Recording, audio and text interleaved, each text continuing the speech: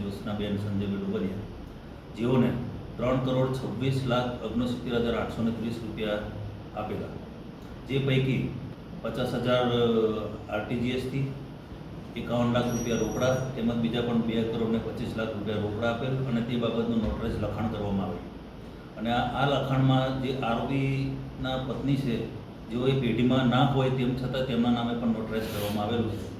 જે આધારે ફરિયાદ દાખલ કરીને હાલ ગુનો દાખલ કરીને એમની ધરપકડ કરવામાં આવી છે. ધરપકડ કરી અને આ લોકોને હજુ પણ કેટલું એ કરેલ છે જે બાબતના આજરોજ રિમાન્ડની માંગણી કરનાર છે. દિન 7ની રિમાન્ડની માંગણી કરે છે. જેટલા નામદાર કોર્ટ રિમાન્ડ આપે એ રિમાન્ડ જે પણ હકીકત ખુલશે, તપાસમાં જે બધું ખુલે એ આગળ સાહેબ, પ્રાથમિક વિગતમાં સાઇટ શા માટે શરૂ કરવામાં નથી એવી કોઈ વિગત સામે? નહીં, હાલ હવે તપાસમાં જે નીકળે છે, કારણ કે અત્યાર સુધી અરજીના કામે તપાસ હતી. હવે હાલ ગુનો દાખલ કરીને બી ડિવિઝન પોલીસ સ્ટેશન તપાસ કરશે. સાહેબ, આમાં અન્ય કેટલા લોકો છે અહીંયા?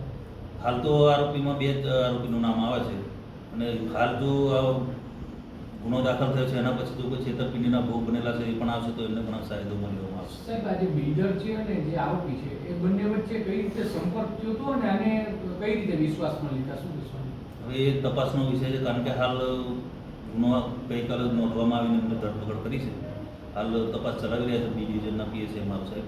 તો એ બાબતની રિમાન્ડની વધુ માંગણી કરેલી છે અને રિમાન્ડમાં જે પણ વધુ ખુલે એ આગળ તપાસમાં જણાવવામાં આવશે. અગાઉ કોઈ સાથે આ પ્રકારની આર્થિક છેતરપિંડી આથી હોય કે ગુનાહિત? એ આગળની ગુનાહિત ઇતિહાસ તો હાલ જાણવામાં નથી આવ્યો, પણ તેમ છતાં તપાસમાં જે ખુલશે એ આગળ. ઓકે.